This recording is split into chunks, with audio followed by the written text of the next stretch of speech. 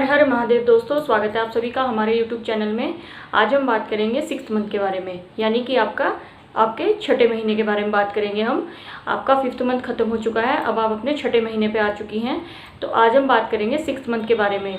आपके अंदर क्या क्या चेंजेस आएंगे, बच्चे के अंदर क्या क्या चेंजेस आएंगे और कौन सी जो बातें हैं आपके लिए हेल्पफुल रहेंगी। तो आज की इस वीडियो में हम वही सारी बात करेंगे। सबसे पहले बात करते हैं बेबी के बारे में। बेबी हमारा 6 मंथ तक काफ़ी डेवलप हो चुका है और बेबी की जो हमारी लेंथ है वो मतलब काफ़ी हद तक इंक्रीज़ हो रही है।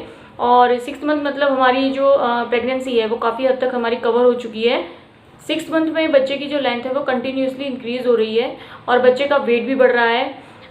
बच्चे का जो वेट है वो 6 मंथ से काफ़ी तेज़ी से बढ़ना शुरू हो जाता है। 5th मंथ तक बच्चे का वेट 200 से 250 ग्राम तक रहता है, लेकिन 7th मंथ तक आते आते बच्चा 1 kg जो वेट है वो अचीव कर लेता है और इसीलिए बच्चे का वेट 6 मंथ से थोड़ा तेज़ी से बढ़ना शुरू हो जाता है। इस समय बेबी की जो बोन्स की स्ट्रेंथ है वो बढ़ती है, बेबी के मसल्स की स्ट्रेंथ बढ़ती है, बेबी में सोलिंगली ब्रीथिंग मोमेंट दिखाई देते हैं। इस समय बेबी की स्किन पर लेने को हेयर है जो वो अभी प्रेजेंट है पूरी प्रॉपर तरीके से।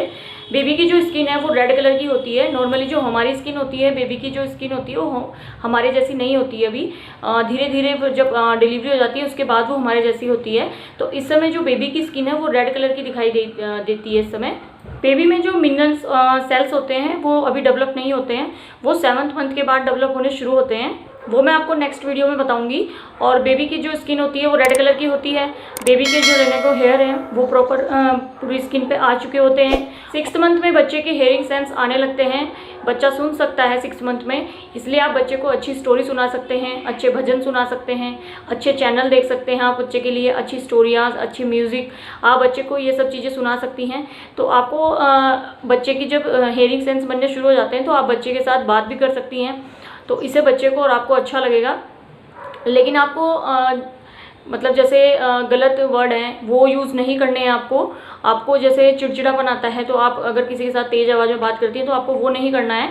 इस समय आपको 6 मंथ में इन चीज़ों का ध्यान रखना है। अब बात करते हैं मदर की। मदर में क्या क्या चेंजेस आएंगे। में मदर को ईचिंग हो सकती है। ईचिंग होने के बहुत सारे कारण होते हैं। हार्मोन्स की वजह से भी ईचिंग होती है। आप अगर मॉइस्चराइज़र लगा रही हैं और कोकोनट ऑयल लगा रही हैं, उसके लगाने से अगर आपको ईचिंग बंद हो रही है, आपको नहीं हो रही है ईचिंग, तो वो सिंपल ईचिंग है, वो केवल हार्मोन्स की वजह से आपको ईचिंग हो रही है। तो उसमें घबराने वाली कोई बात नहीं है, वो कॉमन है। आपका सिम्टम है जो कॉमन है वो प्रेगनेंसी के दौरान होती है ईचिंग।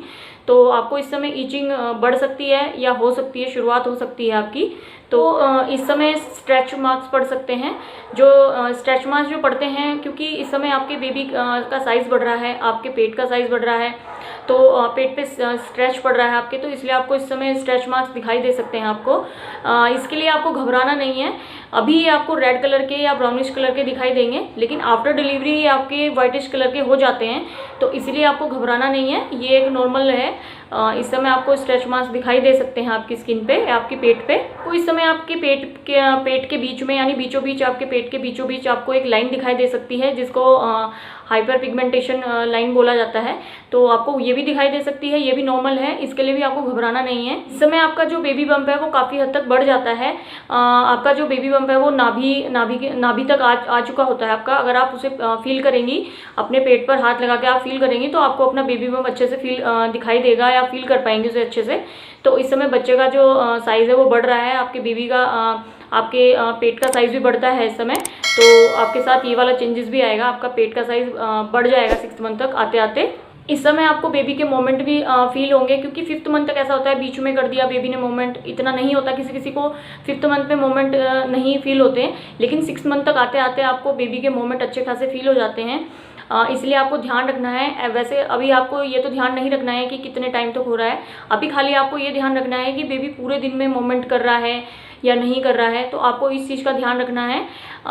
इसके लिए आपको लेफ़्ट साइड यानी लेफ़्ट हाथ के लेफ़्ट अपने हैंड की तरफ को आपको लेटना है।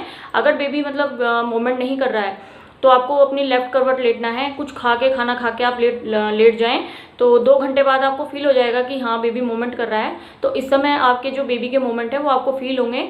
तो इस चीज़ का आपको ध्यान रखना है। अगर आपका बेबी मूवमेंट नहीं करता है तो इसके लिए आपको डॉक्टर के पास जाना है ज़रूर, क्योंकि बच्चे की जो मूवमेंट है वो आपको ध्यान रखना है इस समय।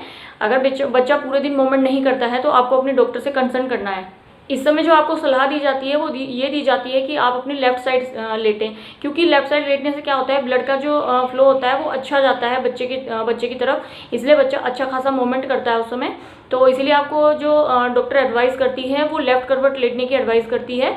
तो आपको बीच बीच में आप राइट भी लेट सकती हैं, ऐसा नहीं है, लेकिन आपको ज़्यादातर लेफ्ट करवट ज़्यादा लेटना है आपको। इस समय आपकी कमर में दर्द हो सकता है, पेल्विक पेन हो सकता है आपको, क्योंकि कमर में दर्द इसलिए होता है क्योंकि बच्चे का वेट बढ़ रहा है, यूट्रस का वेट बढ़ रहा है, आपके पेट का वेट बढ़ रहा है, आपका खुद का वेट बढ़ रहा है। तो इस वजह से हमारी कमर पे ज़्यादा दबाव पड़ता है, तो इसलिए आपको कमर में दर्द हो सकता है। ये कॉमन है, इसमें कोई घबराने वाली कोई बात नहीं है। तो इसके लिए आप अगर काम कर रही हैं, आप बीच बीच में रेस्ट कर लीजिए।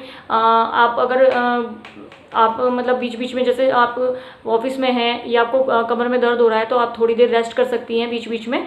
तो इसलिए आपको ध्यान रखना है, ज़्यादा देर तक काम नहीं करना है आपको। आपके बीपी में चेंजेस आ सकते हैं। आप जैसे एकदम से उठती हैं या बैठती हैं, आपको हल्के से चक्कर, बीपी लो हो जाता है या एकदम से हाई हो जाता है, तो ये भी नॉर्मल है।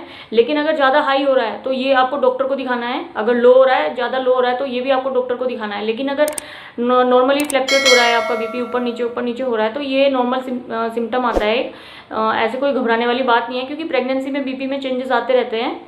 अब आपके लिए क्या एडवाइस रहेगी, सबसे पहली जो आपके लिए एडवाइस रहेगी वो रहेगी लिक्विड। आपको अपने उसमें प्रॉपर लिक्विड लेना है। आपको पानी पीना है, जूस पीना है।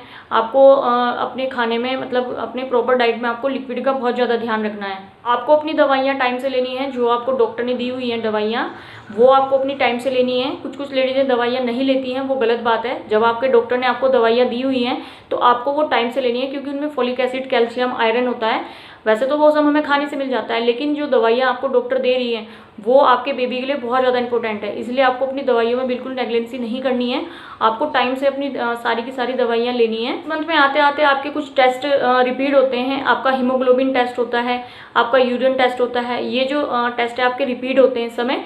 एक शुगर भी होता है, शुगर इंपॉर्टेंट होता है, क्योंकि इस समय आते आते आपका शुगर है जो टेस्ट होता है, आपका शुगर टेस्ट भी एक इम्पोर्टेंट होता है। तो आपके ये सारे टेस्ट रिपीट होते हैं इस समय। आपको अपनी एक्सरसाइज करनी है। एक्सरसाइज के लिए मैंने एक वीडियो डाली है, आप उस वीडियो को जाकर देख सकती हैं। उससे आपको बहुत ज़्यादा हेल्प मिलेगी कि आपको कौन कौन सी एक्सरसाइज करनी है, कौन से मंथ से आपको शुरू करनी है। तो वो सारी एक्सरसाइज मैंने अपनी उस वीडियो में डाली हुई हैं। आप उस वीडियो को जाकर जरूर देखिए, आपको उससे बहुत ज़्यादा हेल्प मिलेगी। आपको अपनी एक्सरसाइज करनी है, और अगर आप एक्सरसाइज नहीं कर सकती तो आपको कम से कम 30 से 45 मिनट तक वॉक जरूर करनी है। तो आपको अपने डेली रूटीन में ये सारी चीज़ें जरूर फॉलो करनी है। आपको एक पोजीशन में नहीं रहना है, आपको अपनी पोजीशन चेंज करते रहना है। अगर आप ज़्यादा देर तक बैठी हैं तो आपको अपने पैर उठा लेने, मतलब पैरों के नीचे आप कुछ रख सकती हैं या ऊपर कर सकती हैं आप अपने पैर। तो आपको ज़्यादा देर तक पैर लटका के नहीं बैठना है। आपको, अगर आप काम कर रही हैं और काफ़ी देर तक आप काम कर रही हैं तो आपको ज़्यादा देर तक काम नहीं करना है, बीच बीच में आपको रेस्ट भी करना है। तो आपको इन चीज़ों का जरूर ध्यान रखना है। आपको अपनी डाइट का प्रॉपर ध्यान रखना है। मैंने अपने चैनल पे एक डाइट प्लान भी बताया हुआ है, आप उस वीडियो को भी जाकर देख सकते हैं कि आपको मॉर्निंग से लेकर इवनिंग तक क्या क्या खाना चाहिए। तो आप उस वीडियो को भी जाकर जरूर देख सकते हैं। आपको अपने खाने में प्रोटीन, फाइबर, कार्बोहाइड्रेट, फैट, ये सारी चीज़ें आपको अपने खाने में ज़रूर रखनी है। इन चीज़ों का आपको ज़रूर ध्यान रखना है। तो बस आज की वीडियो में इतना ही। अगर आपको वीडियो अच्छी लगी हो तो वीडियो को लाइक करें और चैनल को सब्सक्राइब करें और वीडियो को ज़्यादा से ज़्यादा शेयर करें। अब हम मिलेंगे आपको 7th मंथ वाली वीडियो में। चलिए ठीक है, थैंक यू।